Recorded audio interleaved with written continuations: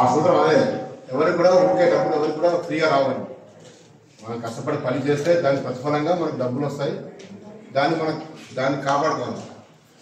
ఆ వచ్చిన డబ్బుల్ని మనం అందరం కూడా సింపుల్గా ఎవరో ఫోన్ చేసి మీకు అమౌంట్ క్రెడిట్ అయింది, మీరు ఈ లింక్ వస్తుంది, మీకు ఆ లింక్ క్లిక్ చేయండి, లేకపోతే మీ క్రెడిట్ కార్డు వ్యాలిడిటీ అయిపోయింది, మీ క్రెడిట్ కార్డు నెంబర్ చెప్పండి, దాని తర్వాత ఓటీపీ వస్తుంది, ఆ ఓటీపీ చెప్పండి, లేకపోతే మీ ATM card debit card freeze అయిపోతుంది, మీ అకౌంట్ ఫ్రీజ్ అవుతుంది, బ్యాంక్ అకౌంట్, ఇవన్నీ వస్తూ ఉంటాయి రెగ్యులర్గా. మనం వినే ప్రతి ఒక్కరికి ఎవరికోవరికి, మీకు మీ పేరెంట్స్కి ఎవరికోవరికి వస్తూ ఉంటాయి కాల్స్.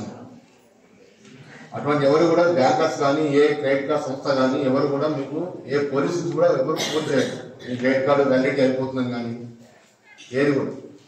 మీకు ఒకవేళ మన ఫోన్లో వస్తే ఇమీడియట్గా మీరు 1930 మన సోదరులు చెప్పినట్టు 1930 toll free number, cyber crime toll free number national wide ఉంటుందండి. ఇది ఎక్కడైనా మీరు కాల్ చేయొచ్చు, ఎక్కడి నుంచి.